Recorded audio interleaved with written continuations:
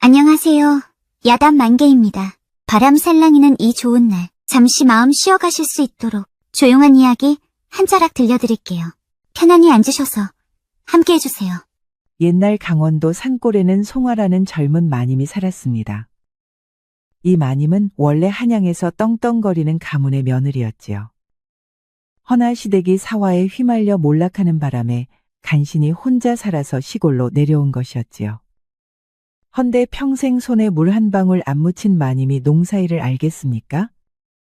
할 줄 아는 게 없으니 참으로 궁핍한 생활을 하고 있었습니다. 유산이라곤 집 한 채가 전부였으니 앞날이 참으로 막막했지요. 일을 어찌하면 좋을꼬. 농사일을 해본 적이 없으니 앞으로 어찌 살아가야 하나. 어느 날 송화 마님은 산중턱에 있는 감자밭으로 향했습니다. 저녁에 먹을 감자를 좀 캐기 위해서였지요. 그렇게 호미로 감자를 캐던 마님은 감자를 소쿠리에 담아 산을 내려오고 있었습니다. 헌데 산속 오솔길에 웬 사내가 쓰러져 있는 게 아니겠습니까? 송화 마님은 무서워서 그냥 지나치려 했지요. 그런데 갑자기 사내가 송화 마님을 부르는 것이었지요. 이보시오. 며칠째 먹지 못해 죽을 지경이요. 너무나도 허기가 져서 그러니 먹을 것 좀 주시겠소? 송화 마님이 사내를 보니 금방이라도 죽을 사람처럼 보였습니다. 그럼 저를 따라오셔요. 걸을 수는 있으시죠? 힘들긴 하지만 조금만 부축해주면 걸을 수는 있을 것 같소. 송화 마님은 낯선 사내의 손을 잡고 일으켜 세워주었습니다. 그러자 사내가 마님의 어깨에 팔을 걸쳤지요. 순간 송화 마님은 당혹스러워 가슴이 뛰었고 얼굴까지 붉어졌지요. 하지만 굶어 죽을 것 같은 낯선 사내를 모른 채 할 수는 없었습니다.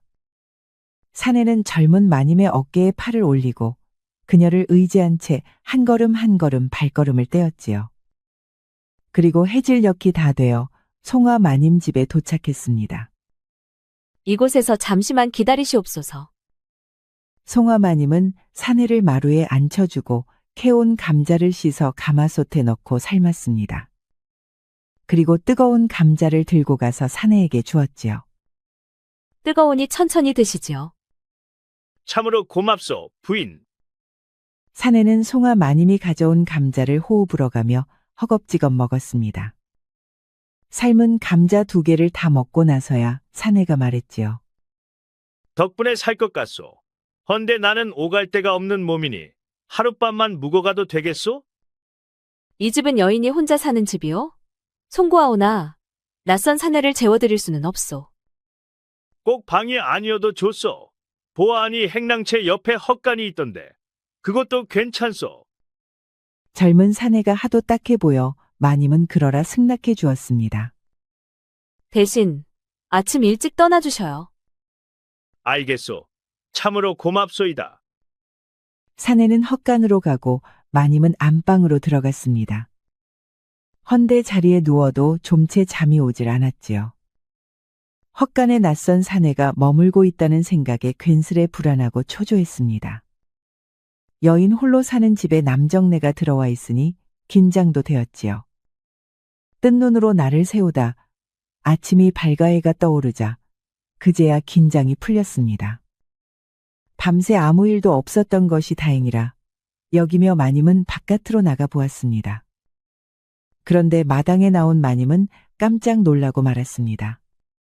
마당에는 캐온 감자가 한 가마 가득 놓여 있었고 사내는 우솥을 벗은 채 장작을 패고 있었지요.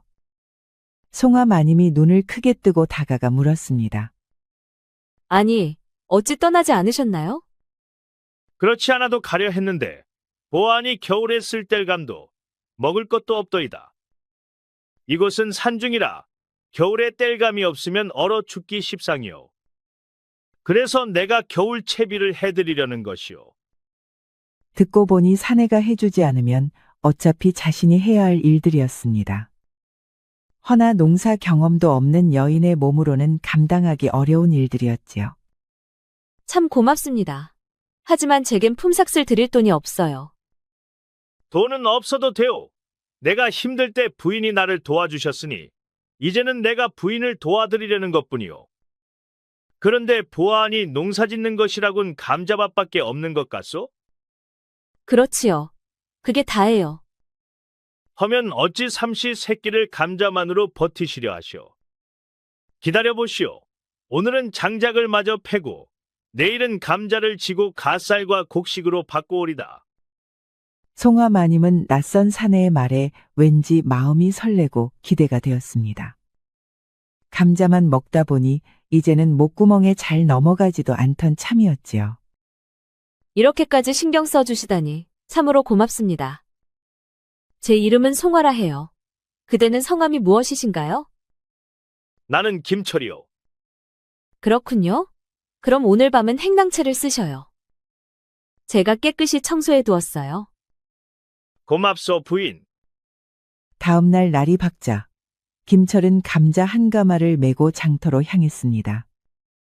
그리고 어떻게 하면 더 좋은 값을 받을 수 있을지 곰곰이 궁리하였지요.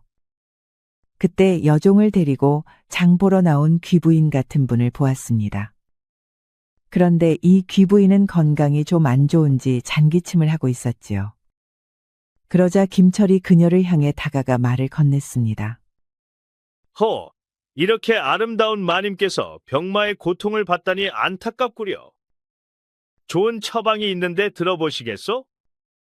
그 말에 귀부인이 눈을 치켜뜨며 김철을 보았습니다. 아니, 지금 내게 사기를 치려는 것이냐? 사기라니요. 결코 그런 뜻은 아니옵니다. 단지 부인께서는 참 고우신데 목소리가 잠기고 목이 부어 보이니 안타까워 말씀드리는 것이오. 아니, 그럼 네가 무슨 약방 비법이라도 알고 있어. 내게 말을 거는 것이냐? 그야 당연하지요.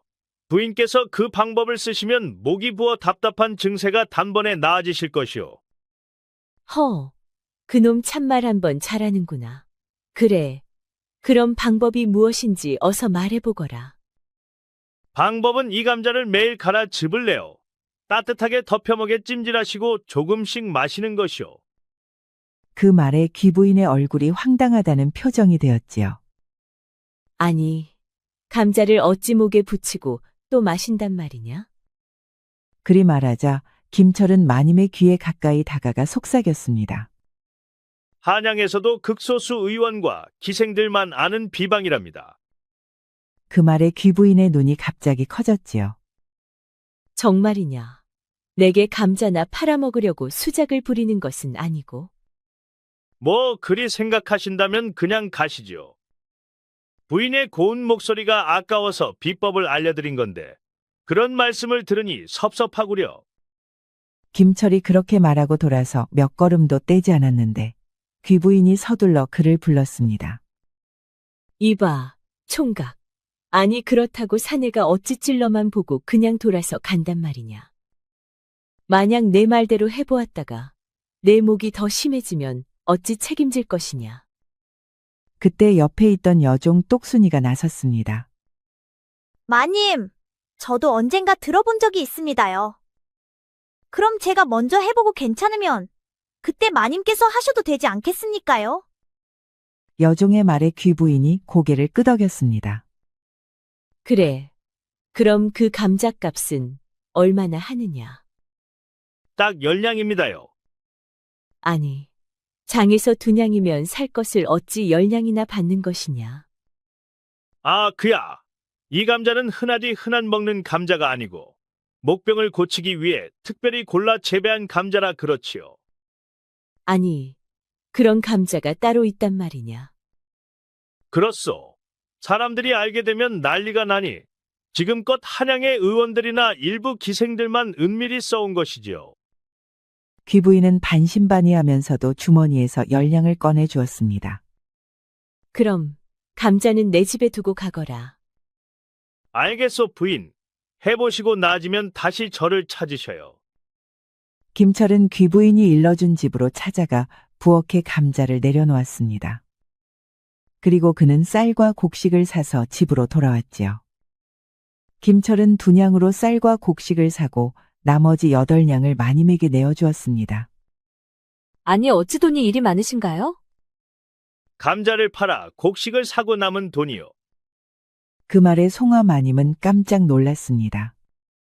2냥어치 감자를 팔아 곡식을 산 값을 빼고도 8냥이나 남겨왔던 것이지요.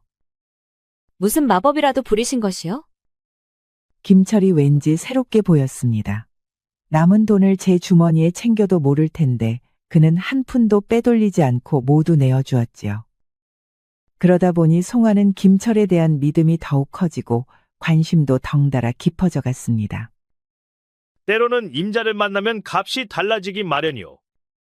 가져간 감자가 제 임자를 만났을 뿐이지요.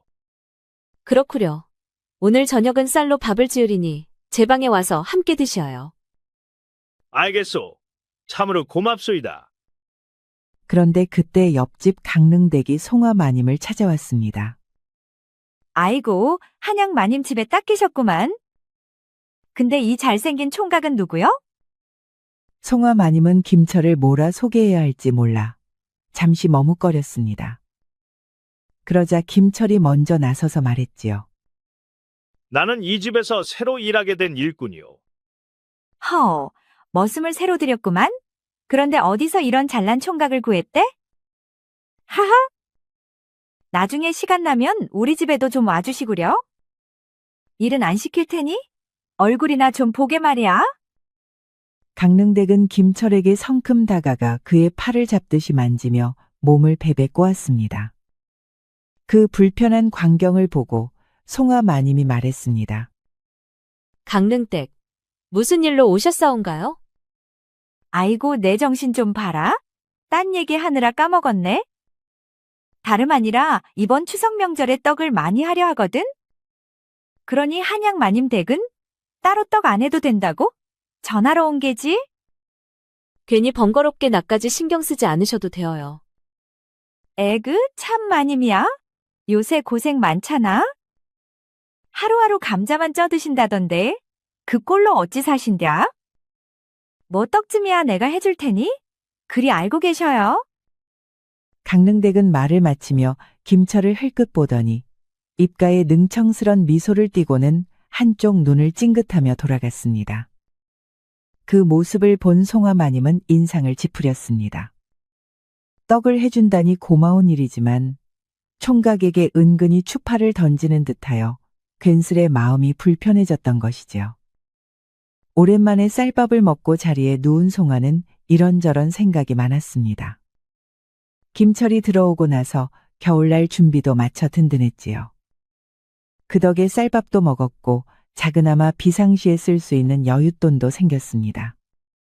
게다가 집에 들어온 지 며칠이 지났어도 그는 송화에게 함부로 달려들거나 무례한 짓을 하지 않았습니다. 시간이 흐를수록 김철은 더욱 능력 있고 믿음직한 사내로 보였지요. 헌데 괜스레 강릉댁이 마음에 걸렸습니다. 떡을 해준다니 고맙긴 하지만 그녀가 김철에게 눈길을 주는 것이 영 못마땅했지요. 그날 밤 송화 마님은 강릉댁 때문에 마음이 불편해 김철의 얼굴만 떠올리며 뒤척이다가 뒤늦게 잠이 들었습니다. 해가 중천에 떠서야 송화가 일어나 옷을 챙겨 입고 마루로 나왔습니다. 그런데 마루 위에 밥상이 차려져 있고 천으로 덮여 있는 게 아니겠습니까?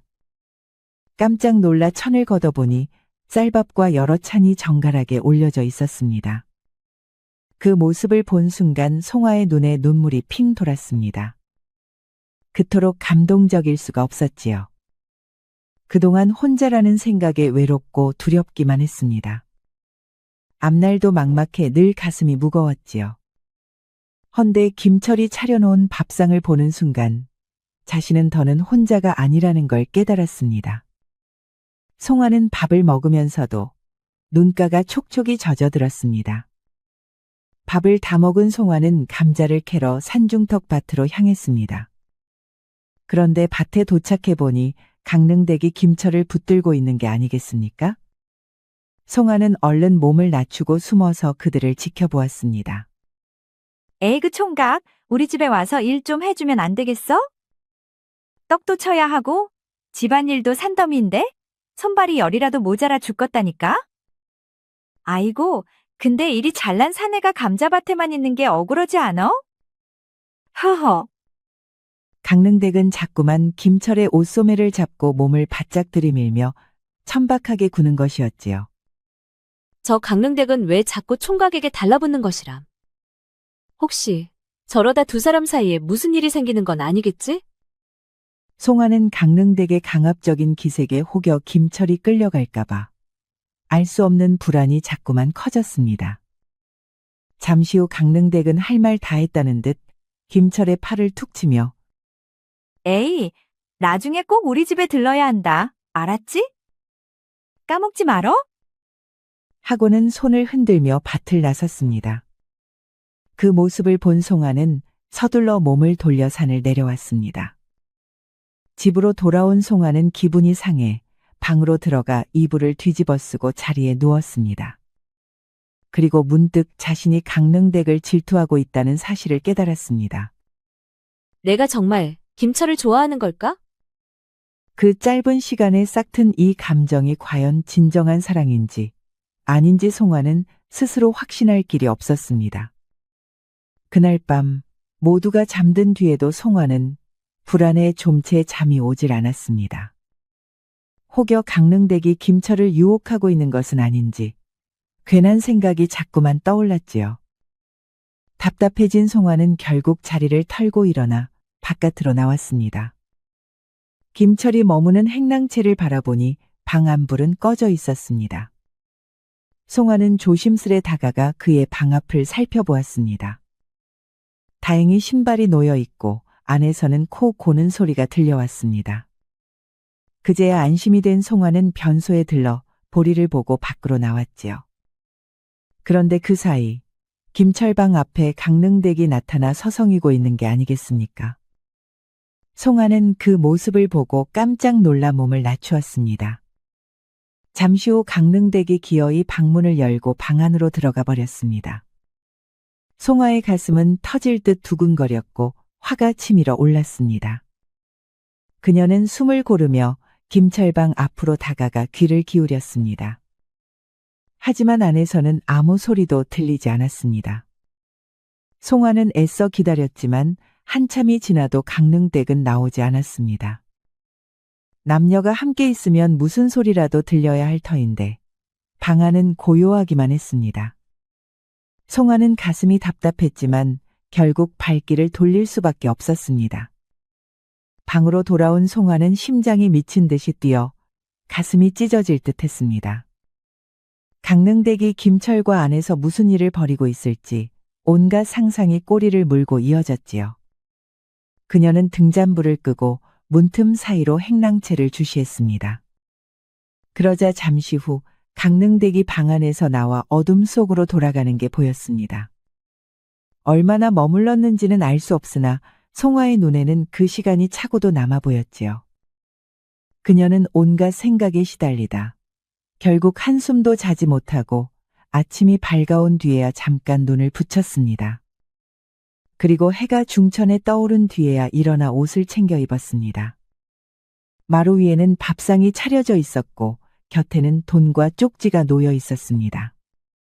쪽지를 보니 감자 한 가마를 팔아 곡식을 사고 8냥을 남겼다는 내용이 적혀 있었지요. 김철은 하루는 감자를 캐고 하루는 그 감자를 장에 내다 팔며 살림을 꾸려갔습니다. 그것은 송아가 시킨 것도 아닌데 스스로 알아서 한 일이었지요. 송아는 혼란스러웠습니다. 그는 품삯 한 푼 받지 않고 집안을 거들며 오히려 큰 이문까지 남겨다 주었습니다. 게다가 늦잠 자는 자신을 위해 밥상까지 정갈하게 차려두는 것이었습니다. 아니, 김철은 내게 어떤 마음을 품고 있는 걸까? 날 좋아하는 걸까? 아니면 그저 불쌍히 여겨서 그러는 것일까? 그런데 강릉댁과는 또 어떤 사이일까? 송아의 마음은 도무지 정리되지 않았습니다. 며칠 뒤 추석 명절을 하루 앞둔 날이었습니다. 아침 일찍부터 강릉댁이 송아 마님을 찾아와 목소리를 높였지요. 아이고, 한양마님. 이번에 떡을 좀 잔뜩 치려는데 산에 손이 모자라 죽겠으다. 아무리 여편네들이 팔뚝질해도 떡은 사내가 쳐야 쫀득쫀득 잘 나오지 않겠소? 그러니 총각 좀 하루만 빌려주서. 떡도 치고 힘도 좀 써야 쓰겄구만. 허허. 강릉댁은 일부러 떡친다는 말을 입에 올리며 의미심장하게 웃어 보였습니다. 송화는 옆집 사람이 부탁하는데 차마 마다할 수는 없었으나 그녀의 속은 괜히 불편하고 쓰라렸습니다. 며칠 전 강릉댁이 김철방에 드나든 것을 보았던 기억이 떠올랐기 때문이었지요. 송화는 잠시 망설이다가 김철에게 바짝 다가가 귓속말로 속삭였습니다. 가셔서 떡만 치고 오셔요. 다른 떡은 절대로 치시면 아니 되어요.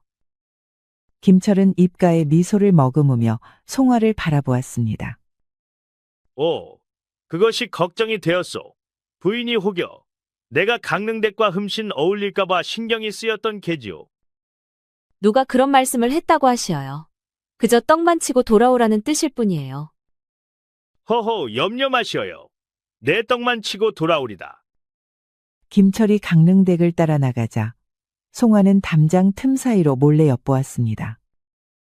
옆집 마당 한켠에 절구통이 놓이고 김철이 찐밥을 넣어 절구질을 시작했습니다. 그의 건장한 체격에서 뿜어져 나오는 힘찬 동작은 마치 땅을 울리는 듯했지요. 송화는 그 모습을 바라보다 얼굴이 붉어지고 가슴이 뜨겁게 달아올랐습니다. 며칠 전 깊은 밤에 강릉댁이 김철방에 숨어들던 장면이 떠올라서였을까요? 질투와 열기가 뒤섞인 마음에 송화의 숨결은 점점 가빠져 왔습니다. 얼굴까지 달아오른 송화는 황급히 방으로 돌아와 앉았습니다. 그녀는 두 손으로 가슴을 누르며 한숨을 내쉬었지요. 이게 어찌 된 일이오. 내 가슴이 어찌 이리 요동을 치는 것이람.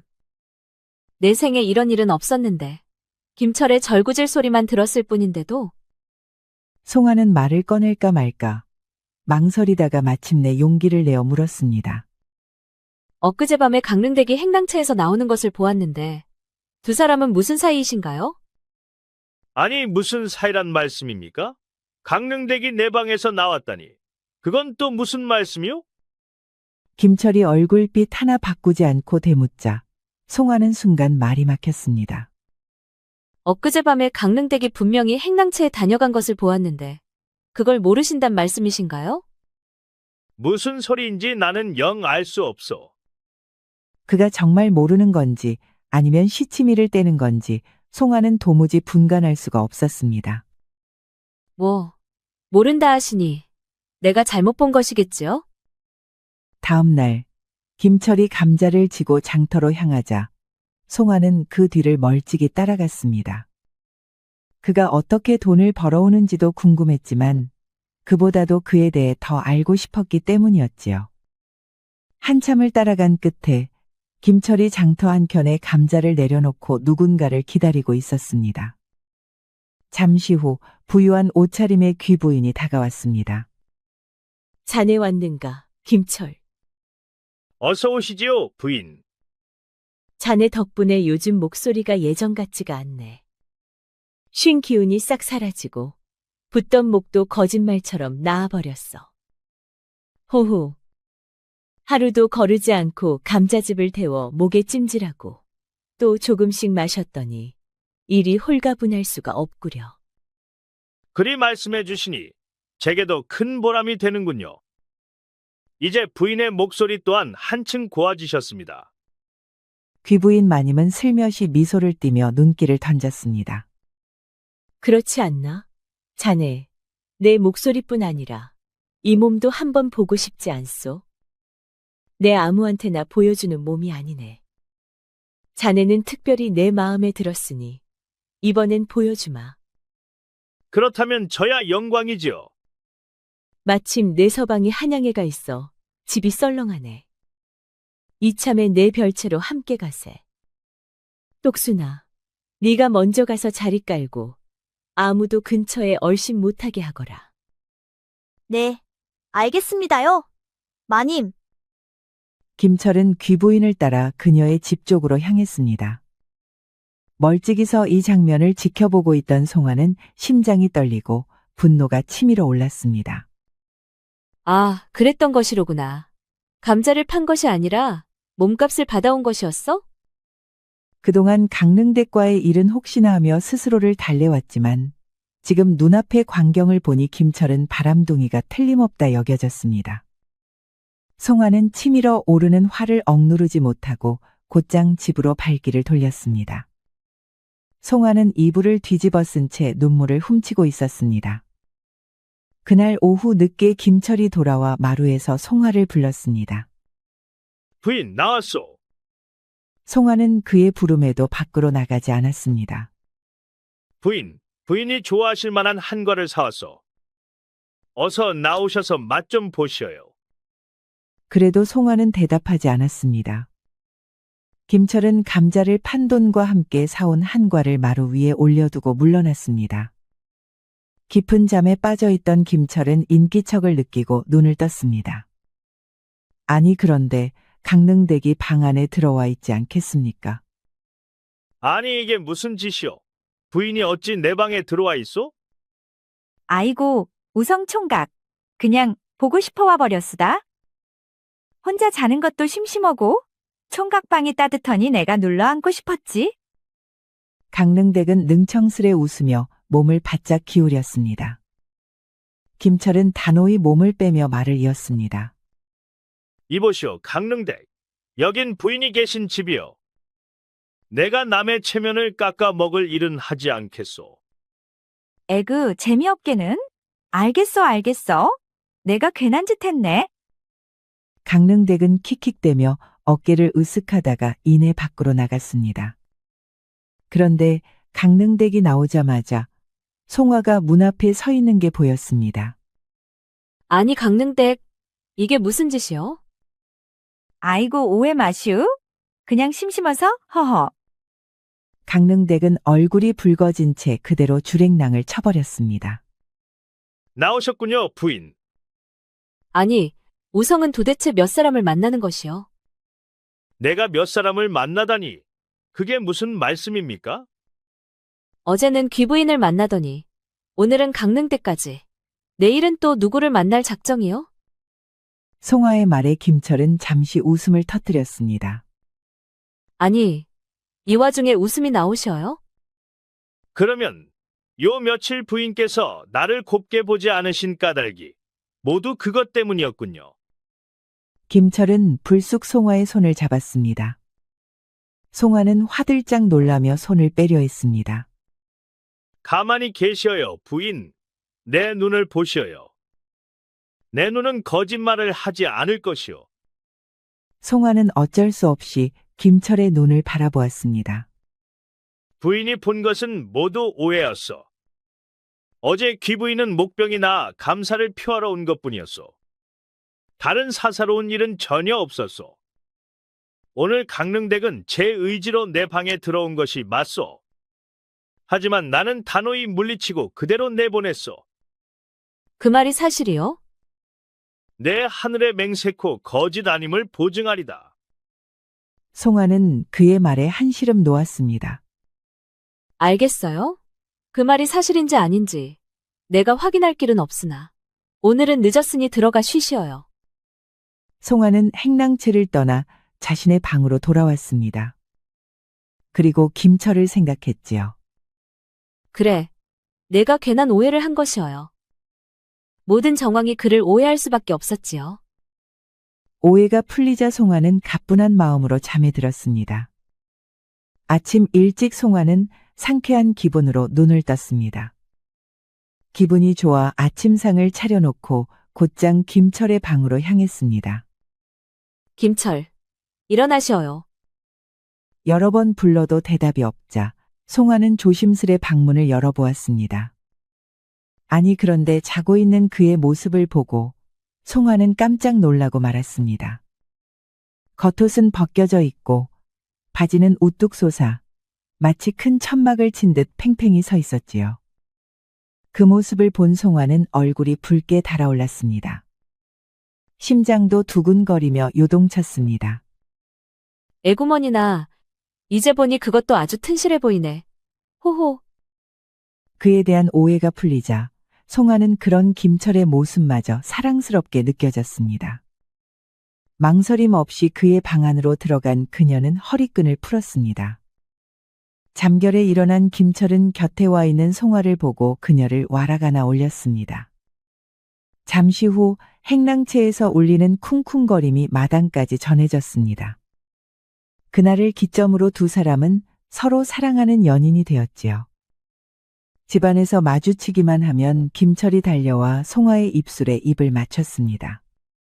감정이 북받치면 곧장 방으로 들어가곤 했습니다. 그렇게 두 사람은 부부와 다를 바 없었습니다. 이제는 김철이 아예 송화의 안방에서 기거하게 되었습니다. 그리고 그가 감자를 모두 캐어다 팔자 송화의 손에는 100냥이 넘는 돈이 쥐어졌습니다. 가문이 몰락한 뒤 오랜만에 만져보는 큰돈이었지요.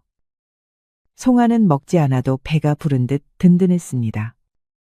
김철은 참으로 대단하셔요. 장사 수완도 좋으시지만 그대의 머리 또한 명석해 보여요. 그 말에 김철은 송화의 손을 잡고 눈을 마주 보았습니다. 부인은 나를 믿으시어요? 갑작스러운 말에 송화가 눈을 크게 뜨고 물었습니다. 아니, 갑자기 그건 왜 물으시어요? 대답해 주시어요. 부인은 나를 믿으시어요? 그럼요. 믿으니까 우리가 한 방을 쓰고 있는 것 아니겠어요? 김철은 잠시 멈추더니 한숨을 크게 내쉬며 입을 열었습니다. 부인께 한 가지 고백할 말씀이 있소이다. 실은 나는 지금 관가에 쫓기는 몸이요. 그 말에 송화가 놀라며 물었습니다. 아니, 무엇 때문에 포졸들에게 쫓기고 계신 것이어요? 내 아버지는 좌의정 김학수요. 허나 조정의 정적들에게 모함을 당하여 사화에 휘말렸소. 그리하여 아버지는 유배를 당하셨고 나는 관노로 끌려갈 처지라 도망칠 수밖에 없었소. 송화는 깜짝 놀랐습니다. 범상치 않고 명석하다 여겼던 그가 알고 보니 좌의정의 자제였던 것이지요. 그 말은 송화의 사정과도 맞닿아 있었습니다. 그녀의 시댁 역시 같은 시절 사화의 소용돌이에 휘말려 가문이 무너졌으니까요. 송화는 그 심정을 더욱 절절히 알 수밖에 없었습니다. 아, 그렇단 말씀이시어요? 참으로 놀라운 일이었군요. 이제는 다시 떠나야 할 때가 된 것 같소. 꼬리가 길면 잡히는 법. 머지않아 이곳에도 포졸들이 들이닥칠 것이요. 김철의 말에 송화의 두 눈에 눈물이 그렁그렁 맺혔습니다. 이제야 진정 마음을 주고 사랑하게 된 사람을 만났는데 또다시 이별이라니 송화의 가슴은 미어졌습니다. 떠나면 어디로 가시려 하시어요? 나에겐 정해진 곳이 없어. 그저 포졸들을 피해 떠돌 뿐이요. 송화는 흐느끼며 눈물을 흘렸습니다. 김철은 그런 송화의 뺨을 어루만지며 눈물을 닦아주었습니다. 미안하오. 내가 정을 주지 않았어야 했는데 끝내 부인의 마음을 아프게 하는구려. 한참을 울고 난 끝에 송화가 떨리는 목소리로 말했습니다. 나는 더는 이별이 싫어요. 사랑하는 이를 잃는 아픔을 다시는 겪고 싶지 않아요. 제발 내 곁을 떠나지 말아주시어요. 부인 자칫하면 부인까지 위험해질 수 있어. 관가에서 도망자를 숨겨준다면 중재가 될 것이오. 그런 것은 이제 두렵지 않아요. 다만 사랑하는 이를 잃고 싶지 않을 뿐이에요. 이 근처 산속에 오래전 폐허가 된 남자가 있다고 들었습니다. 그곳에서 몸을 숨기시면 되지 않겠어요? 김철도 떠나고 싶지 않았습니다. 하지만 송화를 지키려면 물러나야 한다고 여겼지요. 허나 송화의 간절한 제안에 마음이 흔들렸습니다. 어차피 평생 도망 다녀야 할 몸. 언젠가는 잡힐지도 모르지요. 그럴 바에는 차라리 사랑하는 사람 곁에 있다가 잡히는 것이 나을지도 모르겠소. 그리하여 김철은 짐을 꾸려 송화와 함께 산속 암자로 향했습니다. 한참을 걸어 도착한 암자는 오래 버려져 폐허가 된 모습이었습니다. 손 좀 보면 사람 사는데 지장 없을 듯하오. 제가 자주 찾아오겠어요. 우선은 이곳에 몸을 숨기시어요. 그날 밤 송화는 김철과 함께 암자에 머물렀습니다. 다음 날 산을 내려오는 그녀의 발걸음은 무겁기만 했습니다. 사랑하는 이를 산속에 두고 오려니 가슴이 찢어지는 듯 아팠지요. 그 후로 송아는 달에 2-번씩 몰래 음식을 지고 산을 올랐습니다. 그곳에서 김철과 하룻밤을 보내고 이튿날 내려오곤 했습니다. 그렇게 세월이 흐른 어느 날이었지요. 장에 나갔던 송아가 벽보에 붙은 방을 보았습니다. 내용인즉 폭군이던 임금이 반정으로 몰락하고 유배되었던 좌의정 김학수가 무고함이 밝혀져 복권되었다는 것이었지요. 송아는 방을 읽자마자 숨가쁘게 암자로 달려갔습니다. 김철, 큰일이 났어요.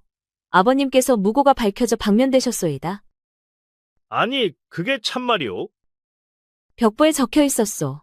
반정이 일어나 임금이 바뀌고 좌의정 김학수 대감께서 억울한 누명을 벗으셨다 하였소이다.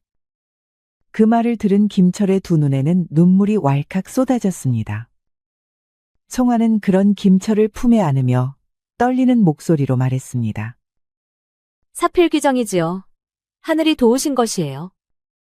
대감을 모함하던 자들은 모두 처단되었다 하니 이제는 억울해하지 마시어요. 끝내 김철을 포기하지 않았던 송아는 훗날 당당히 그의 부인이 되었습니다. 좌의정 김학수는 조정에 복귀하였고 김철 역시 벼슬길에 올라 관리가 되었습니다.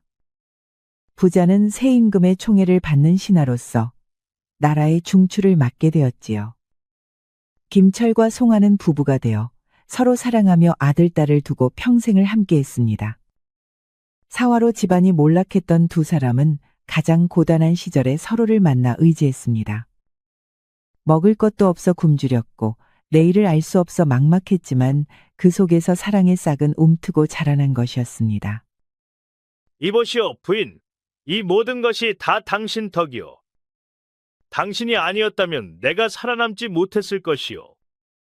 호호, 그 말씀은 틀리셨지요. 그날 당신의 당당한 기계를 보고 제 마음이 이미 기울고 말았던 것이에요. 허나 기계만이 아니었죠. 그날 당신의 기둥도 그 기계만큼이나 당당했답니다. 두 사람은 그렇게 서로를 바라보며 웃었지요. 둘의 웃음 속에서 지난 고난의 세월은 눈 녹듯 사라져 갔답니다. 우리 영상을 시청하신 모든 분들께 행복이 가득하길 기원하겠습니다. 구독과 좋아요, 알림 설정 부탁드려요. 이후에도 재미난 이야기가 많이 준비되어 있으니 다른 영상도 꼭 보러 와주세요.